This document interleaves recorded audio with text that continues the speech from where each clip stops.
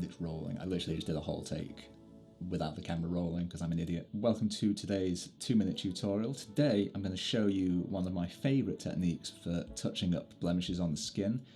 It's called frequency separation. It's a really useful tool to have, really quick and easy to do. It takes a little bit of time to really master. It's one of those techniques that if you're not careful you can kind of overdo it and ruin your images. So play around with it, experiment it, and sort of push your own boundaries. Figure out what you like from your style, and then you can work with it from there. But let's get 2 minutes on the clock, and I will show you how to do it real quick. Let's do this. So here we have an image of the beautiful Lauren, whose skin's already pretty flawless, but there's a few things that we can touch up. So we're just going to duplicate the layer twice, name the bottom one colour, and the top one texture. And we can just group those together. Name them frequency separation for organization. We're going to hide the texture layer, select color, go to filter, blur, Gaussian blur, and then we're just going to slide that up so the image is nice and blurry. Click OK. Now we're going to reveal the texture layer again and make sure it's selected. Go to image, apply image.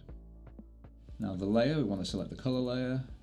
Blending wants to be subtract. Click OK. And then we're going to select that blending mode down to linear light. Nice and easy. Now to actually do the touch-ups themselves, if we just zoom in.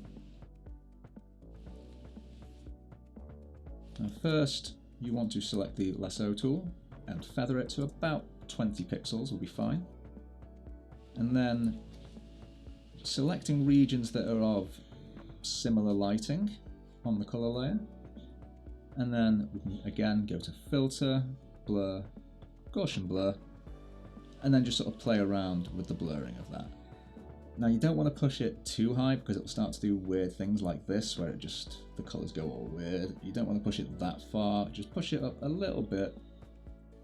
How much will vary depending on the image, and then just click OK. And then we can do that to various areas, nice and easy. I'll only do a few just to sort of highlight what it would look like. And then to actually touch up the blemishes themselves, select the texture layer, select the clone stamp tool, press Alt to sample an area that doesn't have a blemish, and then you can just use that to paint over the blemishes, nice and easy.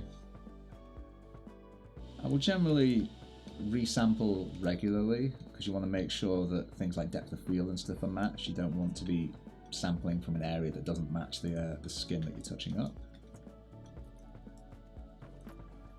But we can very quickly, easily just touch up some blemishes like that.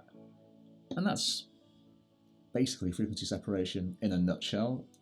How far you push it is entirely up to you. For instance, here is a look of how it could look after maybe 10-15 minutes of touching up. You can really sort of push it. This does create a very blatantly touched up kind of look, like it doesn't look necessarily natural per se, but that's the kind of look that maybe editorials and stuff would quite like to see, the sort of the highly touched up look. If you wanted it to look a bit more natural, then just don't push it quite as far, just sort of take your time with it and don't push the blurring of the colour quite as much. Don't touch up all of the textures, leave some of them in, because things like freckles and stuff are very natural. I try not to play around with freckles and moles and things like that too much. Usually just sort of unnecessary spots and blemishes that don't naturally exist there. Those will be the things that I remove. But how far you push it is entirely up to you. So just play around with it and develop your style with it.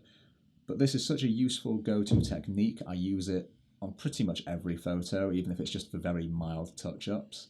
When you figure out what you're doing, you can really push it. You can paint different colors into the layers. You can really play around with textures and stuff. I've used it to touch up things as complicated as hair before. You can really play around with it. So I recommend trying it out, figuring it out, and then just developing your style with it. So that's it for today. Hopefully you found that helpful and it gives you something to play around with. If you did find it helpful, be sure to hit the thumbs up and subscribe for more useful tutorials coming your way soon. I shall see you on the next one.